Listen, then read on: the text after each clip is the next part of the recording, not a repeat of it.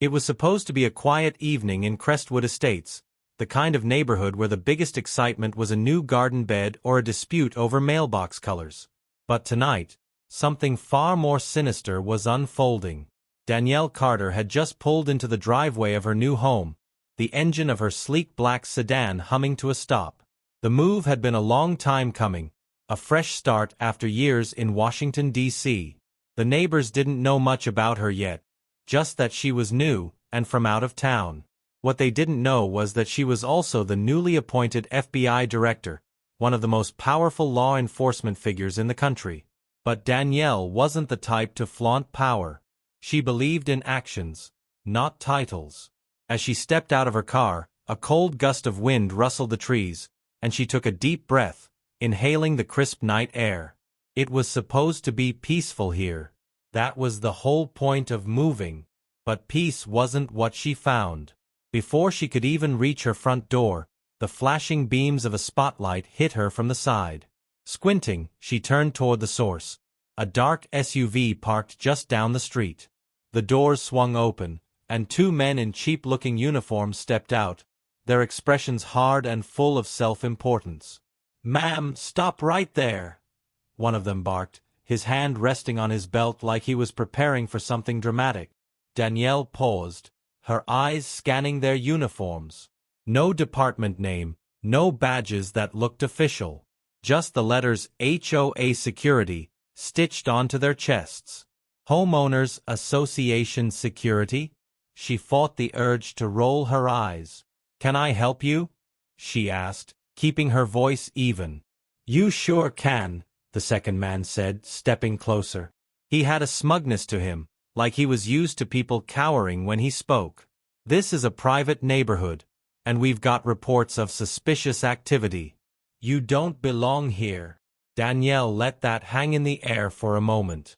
"I don't belong here," she repeated, raising an eyebrow. "That's right," the first one chimed in, shifting on his feet. "We take security real serious in Crestwood. You need to show us some ID." Danielle crossed her arms. She had seen this kind of thing before. She had worked enough cases involving fake authority figures, wannabe enforcers who used intimidation instead of actual law. "You guys do realize you're not real police, right?" she said, tilting her head. The smug one bristled. "We have the authority to detain suspicious individuals." Danielle exhaled slowly. "No, you don't."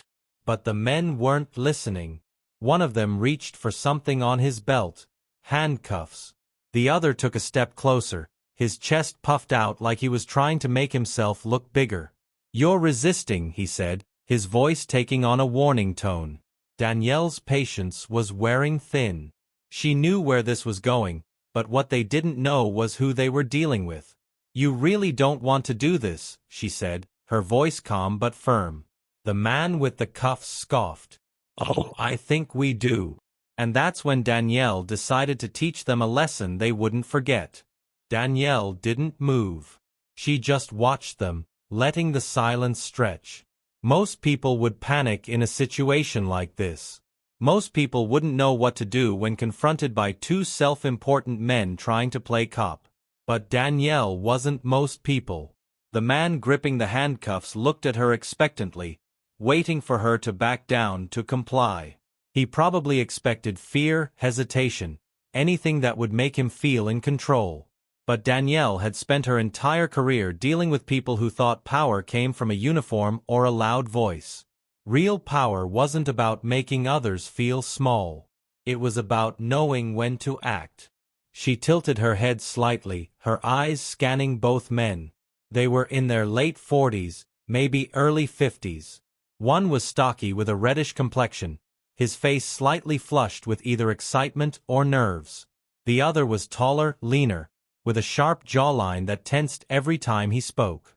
They carried themselves like they'd done this before, like they had gotten away with it before. That thought settled into Danielle's mind. How many other people had they intimidated? How many times had they used this fake authority to harass someone who didn't have the means to fight back? "I'm going to ask you one more time," the taller man said, stepping closer. His voice was lower now, like he was trying to sound menacing. "Show us your ID, or we'll have to detain you until we figure out who you are." Danielle let out a slow breath. "You really think that's how this works?" she asked, her voice calm, steady. The stocky man scoffed. "Lady, you have no idea what kind of trouble you're in." Danielle almost smiled at that. If only they knew. But she didn't want to play her hand just yet. There was something off about this whole thing. An HOA security team with handcuffs? Flashing lights? Acting like they had actual arresting power? That wasn't normal. It wasn't even legal. Something told her this went beyond just a couple of guys with overblown egos. She finally moved, slowly reaching into her pocket. The taller man's hand twitched toward his belt, probably expecting her to pull out an ID. Instead, she pulled out her phone and, with a single tap, started recording. Their reactions were immediate. "Put the phone away," the stocky one snapped, stepping closer. "Why?" Danielle asked, tilting the screen slightly so their faces were in full view. "If you're real security, if you really have the authority to do what you're claiming, then there's no problem, right?" The taller man's jaw tightened. "We don't allow filming." Danielle let out a short laugh. "Oh, I'm pretty sure that's not up to you." The stocky man glanced toward the SUV, shifting uncomfortably. That was interesting. He was nervous now. Danielle filed that away. "What's your name?" she asked, still recording. Neither of them answered. "Who do you report to?" she continued. More silence. That was all she needed. They weren't official in any way, not even HOA security. If they were, they'd have answered without hesitation. "I'll tell you what's going to happen," she said, tucking her phone back into her pocket. "You're going to step back, get in that SUV, and leave. Or, I can call the real police and let them know you just attempted to unlawfully detain a federal officer." That last part hit like a brick. The stocky man's mouth opened slightly, his eyes flickering with uncertainty. The taller man recovered faster, but there was hesitation now. "You're bluffing," he said, but his voice wasn't as firm. Danielle smiled. "Am I?" she asked. She pulled out her wallet, flipping it open just enough for them to see the gold badge inside. The stocky man took a step back. The taller one stayed put, but his breathing had changed. Faster now. He knew they had messed up. Danielle took a step forward. "Now I'm going to ask you one last time," she said, her voice still calm, but with an edge that cut through the night. "Who do you work for?" The stocky man swallowed hard. We're just following orders," he muttered. Danielle raised an eyebrow. "Orders from who?" Neither of them answered. But the way they glanced at each other said enough. Someone had sent them. Someone who didn't want her here. And that was interesting. She held their gaze for a long moment before finally stepping back. "Like I said," she repeated, nodding toward their SUV. "Get in. Drive away. Before I decide to make a real call." The hesitation only lasted a second. Then, without another word, the two men turned and climbed back into their vehicle. The SUV's tires crunched against the pavement as they backed away, disappearing into the night. Danielle watched them go, her mind already running through possibilities. This wasn't random. They hadn't just stumbled across her and decided to harass her. They were waiting, watching. But why?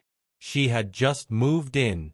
She hadn't even had time to unpack all her boxes, let alone cause any kind of trouble.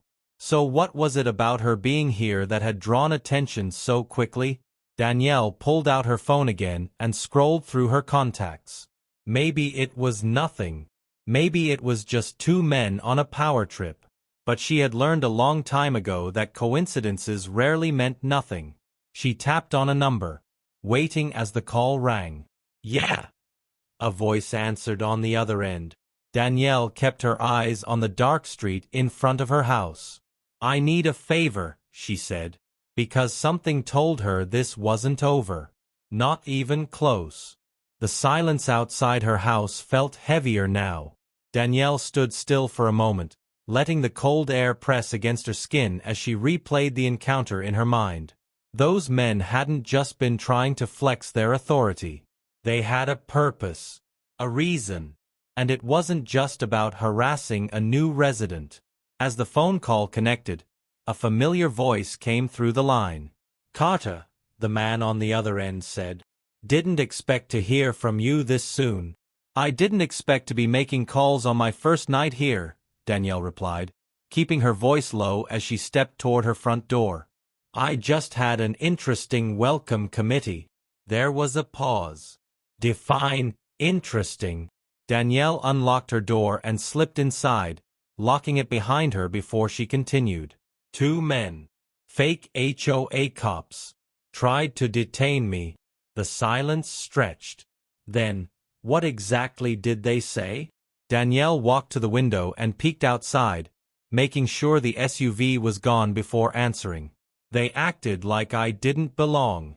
Claimed they had the authority to detain me. Had handcuffs.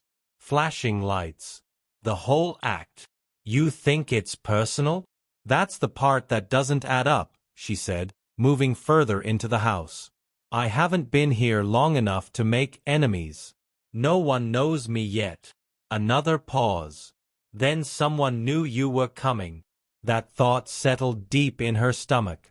Danielle walked into the kitchen, the faint glow of streetlights casting long shadows across the floor. Boxes were still stacked against the walls, unpacked. She hadn't even had time to make the place feel like home, and already, something was off. "Run a check for me," she said. "Find out who's running the HOA security here. If it even exists." "On it," the voice replied. "Anything else?" "Yeah," Danielle said, glancing back toward the front window. "See if anyone's been asking questions about me."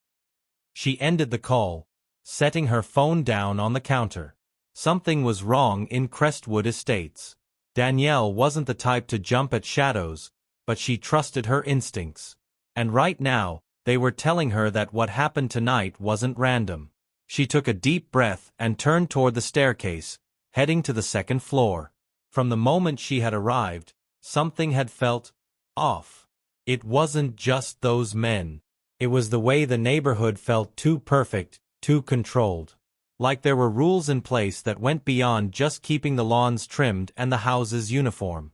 At the top of the stairs, she stopped. Through the window at the end of the hallway, she could see the street below. The SUV was gone. But something else caught her attention. A single porch light, several houses down, flicked off the moment she looked. Danielle's eyes narrowed. Someone was watching. She stepped back into the shadows of the hallway, keeping her breathing steady. She had worked too many cases where people underestimated the power of observation. A small detail, a light turning off, a curtain shifting, was never just a coincidence. Someone in this neighborhood knew something. Danielle moved toward her bedroom and sat on the edge of the bed, rubbing her hands together slowly. She needed to think. If this were any other case, she would be the one gathering intel, tracking movements, finding patterns. But now, she was the unknown variable, the one being watched. And that changed the game. She reached for her laptop, flipping it open. If someone was keeping tabs on her, it was time she did the same. She started with the basics. Crestwood Estates had a website, the usual HOA regulations, newsletters about landscaping rules and garbage collection schedules. Nothing suspicious on the surface. But when she dug deeper, things got interesting. The HOA board had undergone an overhaul 6 months ago. A new president. New security team. A sudden shift in leadership. That was unusual. HOAs were slow-moving machines, resistant to change. When they changed this quickly, it usually meant something was forcing it. Danielle clicked through names, reading bios and statements. The new president was a man named Richard Langston. Former corporate executive, no background in law enforcement, but a heavy emphasis on community safety in all his public statements. Then she found something that made her sit up straighter. There was no official record of HOA security contracts. No filings. No registered employees. The officers who had confronted her didn't exist on paper. That meant they weren't HOA security at all. They were something else entirely. Danielle's pulse quickened. Someone had put those men in place. Given them a role. Given them authority that didn't officially exist. And now, they were enforcing something. But what? She scrolled further, looking for anything that stood out. Property transfers, business deals, anything that could tie back to something bigger. And then, another detail surfaced. Over the past year, multiple homes in Crestwood Estates had changed ownership, quickly and quietly. Buyers with no clear financial history. Properties sitting vacant for months before suddenly being sold again. A pattern that suggested something deeper than just real estate. Something was happening here, and someone didn't want her figuring out what. Danielle exhaled slowly, closing the laptop. She had come here looking for a quiet life. But quiet wasn't in the cards. Someone had just made a very big mistake trying to intimidate her. And now, she was going to find out why. Danielle sat in the dim glow of her laptop screen, her fingers hovering over the keys as her mind pieced things together. The fake HOA cops weren't just about enforcing rules. They were keeping something hidden. Someone had created an entire system of control in this neighborhood. And now, they were watching her. Her phone vibrated against the counter, breaking the silence. She reached for it, glancing at the caller ID. It was the same contact she had called earlier. "Talk to me," she said as she answered. A low breath on the other end. "I looked into the HOA security team." A pause. "There isn't one." Danielle had expected that. But hearing it confirmed sent a chill down her spine. No records of hiring. No budget allocations. The HOA itself doesn't list security as part of their expenses. Officially, those guys don't exist. Danielle leaned back, pressing her fingers against her temple. That means someone's running a private operation under the guise of the HOA. That's what it looks like. A pause. "And it gets worse." Danielle sat up. "How much worse?" "The HOA president, Richard Langston? He's not just some executive who retired into community management. He has ties to private contracting firms. Companies that specialize in security enforcement, under-the-table work. No real paper trails, but his name comes up in connections with a few closed operations. Ones that ended before they ever became public knowledge." Danielle's jaw tightened. "So, he's running something out of this neighborhood." "Seems that way. And if he went through the trouble of setting up fake enforcement, there's a reason. I ran checks on property transfers in Crestwood over the past year. Almost 20 homes changed ownership under questionable circumstances." Danielle's heart pounded. Define questionable. Owners selling way under market value. Some leaving without notice. A few cases where legal paperwork was pushed through too fast. Someone's been pressuring people out. Danielle closed her eyes for a moment. Forced buyouts. "That's my guess." The voice on the other end lowered. "And it might not be just money. There are reports of residents filing complaints about harassment, feeling unsafe. Then suddenly, they sell their homes and leave town. No forwarding addresses." Danielle's grip on the phone tightened. Someone was scaring people out of this neighborhood. And now, they had tried to scare her. She took a slow breath, trying to keep her pulse steady. "I need to talk to someone who's still here.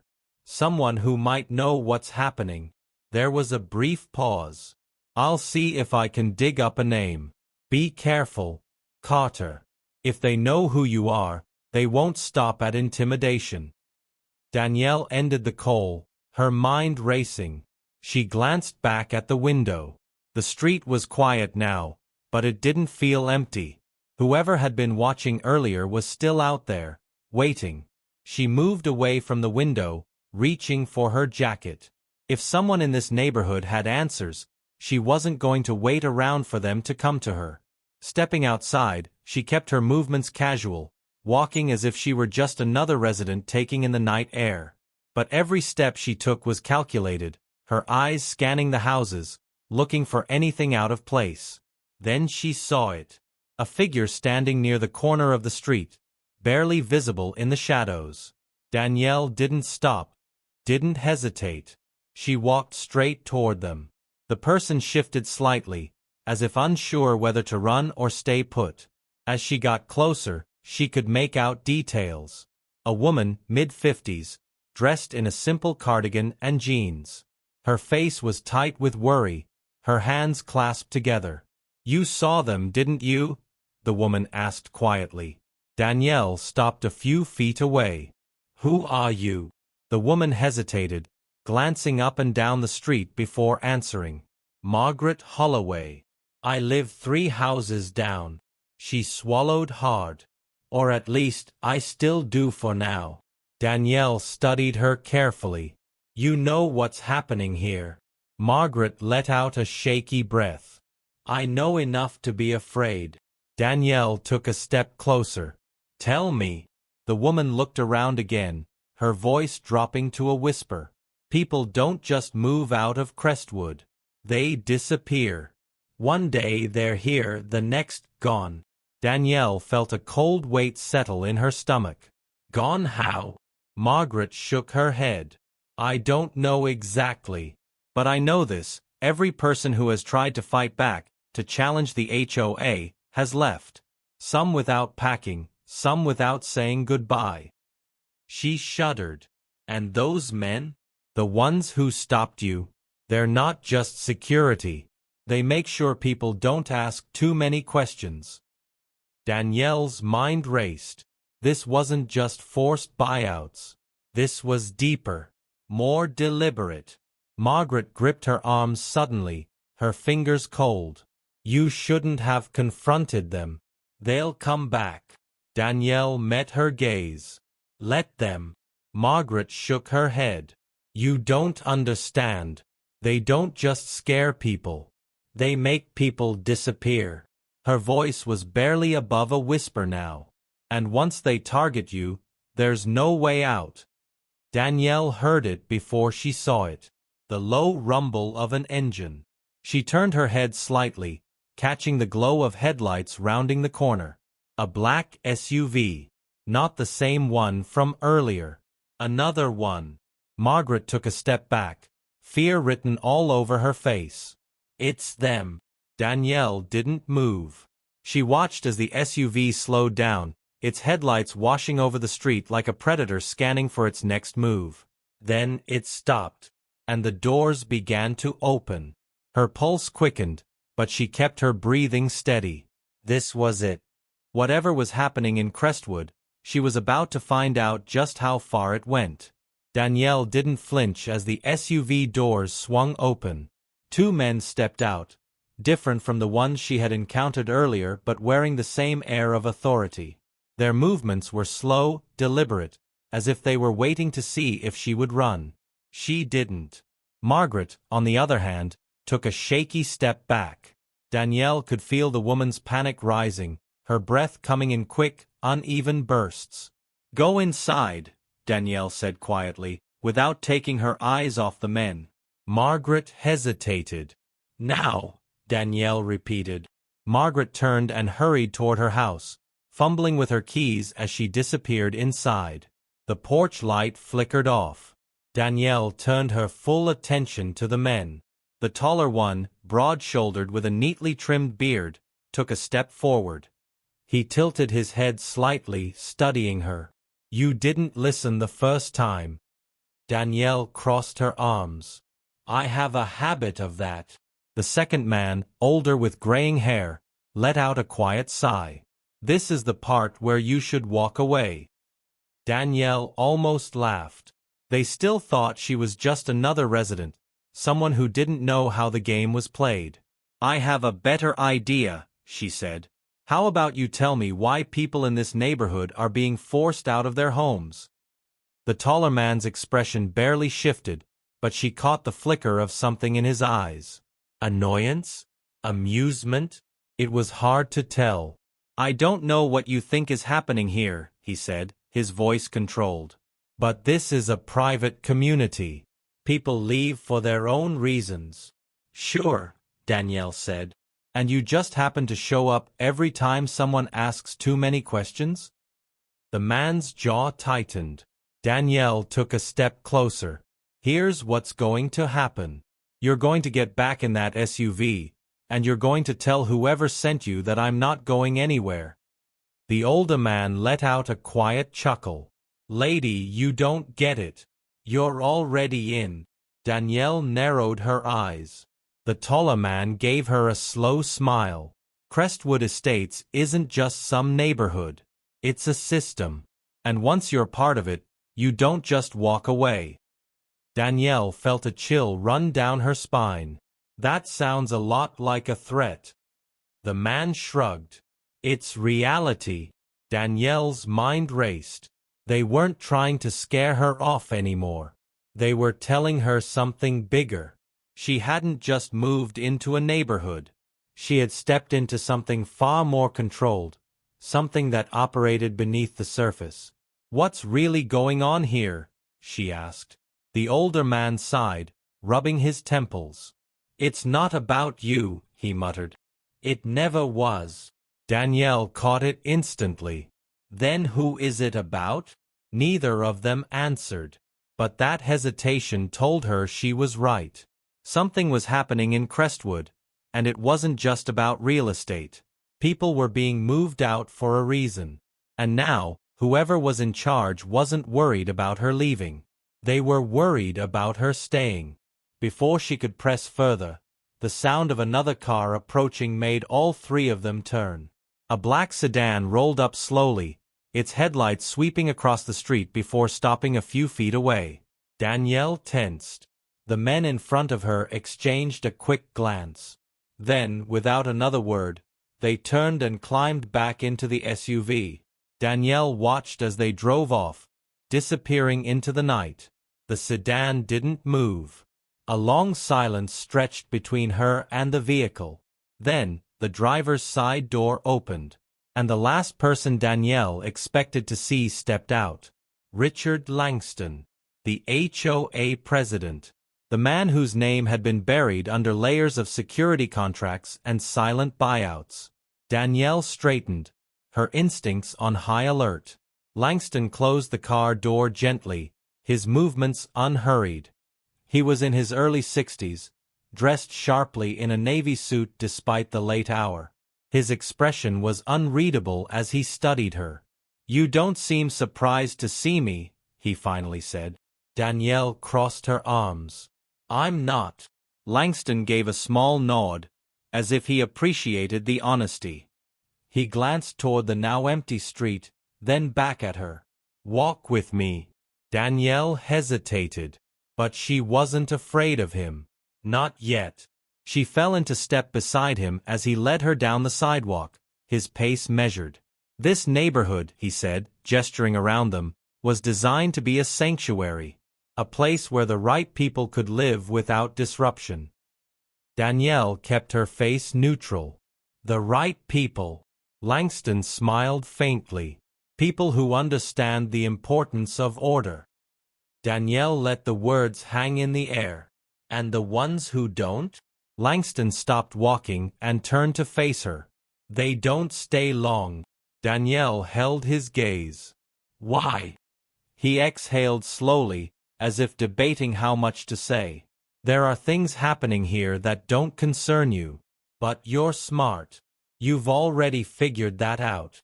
Danielle stayed silent, waiting. Langston studied her for a moment before continuing. There's a reason we keep this community controlled. A reason people don't ask too many questions. Danielle's pulse quickened. And what reason is that? Langston's smile didn't reach his eyes. Because not everything here is what it seems. Before she could respond, a single streetlight flickered out behind them. And in that moment, Danielle realized something. Langston wasn't here to warn her. He was here to make sure she understood that she was already part of something much bigger than she had imagined. Danielle held Langston's gaze, her pulse steady, but her mind was racing. He wasn't just some HOA president managing a neighborhood. He was the architect of whatever was happening here. And now, he was standing in front of her, as calm as ever, letting her know that she had stepped too far in. She glanced around, realizing how eerily quiet the street had become. The occasional porch light flickered, but the rest of the neighborhood was still. Too still. Langston's voice was measured when he spoke. You've been looking for answers, Agent Carter. And I assume by now, you've figured out that this isn't just about an HOA. Danielle didn't react to the mention of her name. She had known from the beginning that they had looked into her. But hearing him say it confirmed one thing: this was bigger than just forcing people out of their homes. This isn't about real estate, she said, keeping her voice even. It's about control. Langston gave a small nod, a flicker of amusement in his expression. Very good. You see, Crestwood isn't just a neighborhood. It's a filter. Danielle narrowed her eyes. A filter for what? Langston took a step closer. People. Information. Movement. You don't just buy a house here, Agent Carter. You're selected. And those who don't fit, well, they leave. Or they disappear. Danielle clenched her jaw. And you're the one deciding who stays and who goes? Langston let out a slow breath. Not just me. Before Danielle could press further, she heard it, the faint hum of a drone overhead. She resisted the urge to look up, keeping her focus on Langston. He was stalling, and that meant something was coming. Her instincts screamed at her to move, but she needed one last answer. You said this wasn't about me, she said. That it never was. She took a step forward. So who is it about? Langston's expression didn't change, but there was something in his eyes. A hesitation. And that was enough.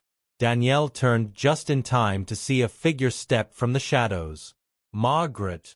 Her cardigan was gone, replaced with a dark jacket. Her fearful expression from earlier had disappeared. She stood calmly, hands clasped in front of her, watching the exchange as if she had been waiting for this moment. Danielle felt the cold realization sink in. Margaret wasn't a frightened neighbor. She was part of it. Langston gave a knowing smile. You thought you were uncovering something, Agent Carter. But the truth is, we've been watching you.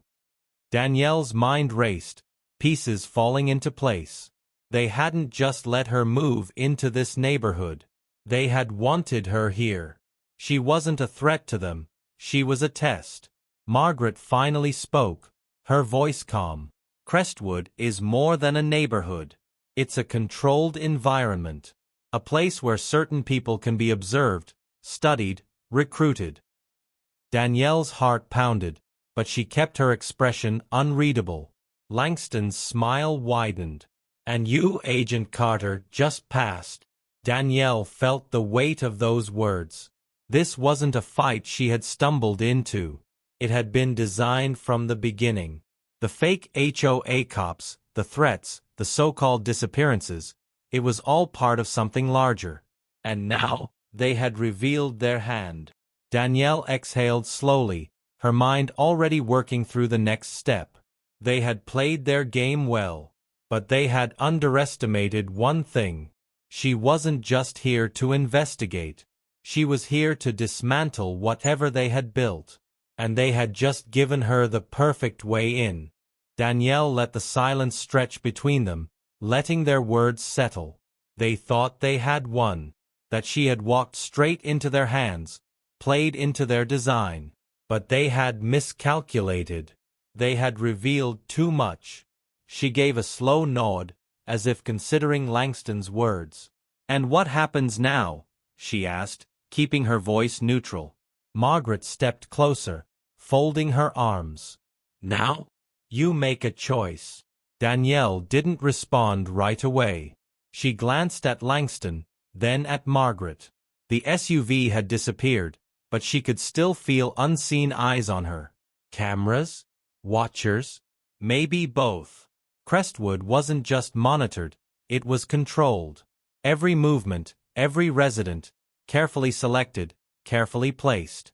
And yet, something didn't add up. "You recruited the wrong person," she finally said. Langston chuckled, shaking his head. "On the contrary, we chose you very carefully." Danielle tilted her head. "Why?"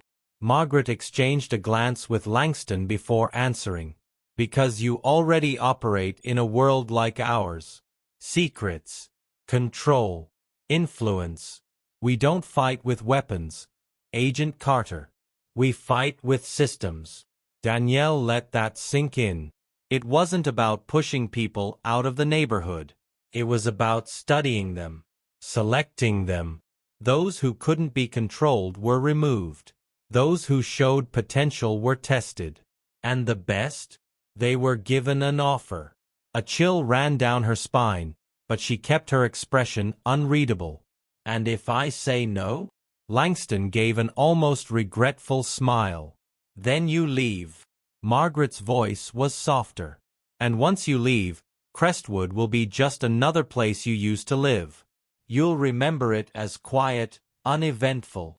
Danielle understood the unspoken message.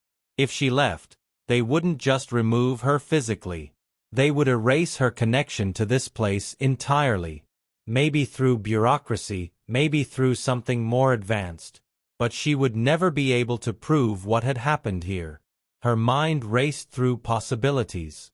If she fought back now, exposed them too soon, she would disappear like the others. But if she played along, if she made them believe she was interested, she could get closer.